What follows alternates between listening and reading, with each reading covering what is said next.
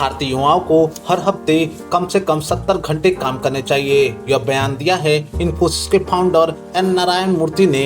उन्होंने एक बातचीत के दौरान दूसरे विश्व युद्ध का हवाला दिया और कहा कि दूसरे विश्व युद्ध के दौरान जापान और जर्मनी के लोगों ने ज्यादा देर तक काम किया, उसी तरह भारतीय युवाओं को ज्यादा देर तक काम करने की जरूरत है ताकि भारत विकासशील से विकसित देश बन सके।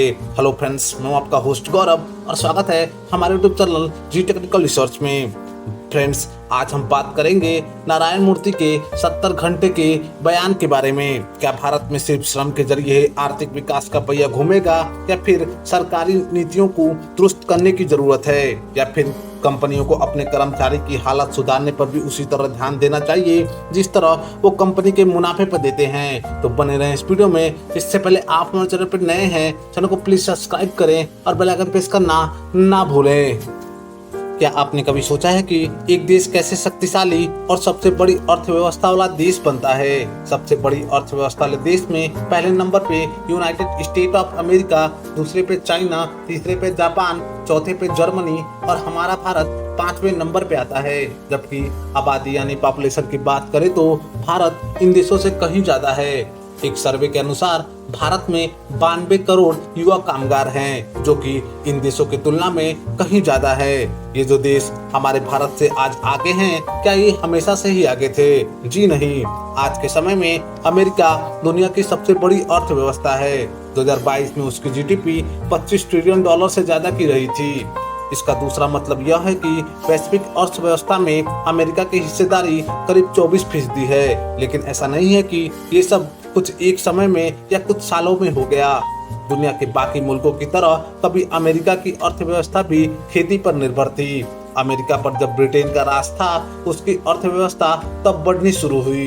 ब्रिटिश ने यहाँ की फैक्ट्रियां खड़ी की और तब यहाँ के लोगों को 12 घंटे काम करने पड़ते थे, और इतना ही नहीं, उनके लिए यह काम करना अनिवार्य था। नारायण मूर्ति अकेले ऐसे उद्योगपति नहीं हैं जो हफ्ते में इतने ज्यादा घंटे तक काम करने की बात कर रहे हैं। उनसे पहले चीनी कारोबारी और अलीबाबा के फाउंडर जैक मा ने 996 रूल की बात की थी। उनके मुताबिक हफ्ते में 6 दिन सुबह 9 बजे से रात को 9 बजे तक युवाओं को काम करना चाहिए। अब आते हैं उस बात पर जिस पर नारायण मूर्ति ने ज्यादा काम करने की सलाह दी थी। नारायण मूर्ति का कहना था कि ज्यादा काम करेंगे तो प्रोडक्टिविटी बढ़ेगी। लेकिन क्या वाकई ऐसा होता है? आइए जानते हैं। रिसर्च तो इस बात को खारिज करती है।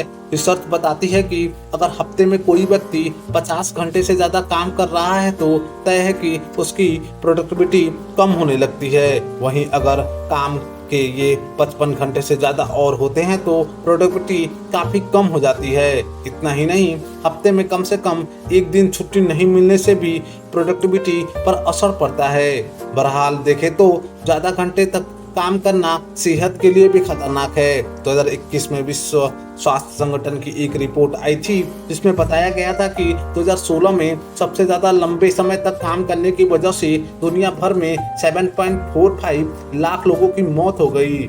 WHO के मुताबिक हफ्ते में 55 घंटे या उससे ज्यादा काम करने पर स्ट्रोक का खतरा है।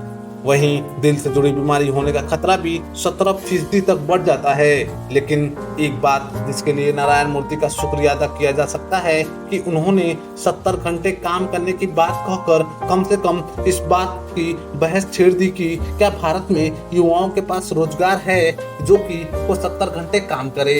ये वीडियो आपको कैसी लगी और इस टॉपिक पे आप क्या कमेंट करेंगे, हमें कमेंट सेक्शन में जरूर बताएं। वैसे और वीडियो के लिए हमारे चैनल को सब्सक्राइब करें, वीडियो को लाइक करें और बेल आइकन प्रेस करना ना भूलें।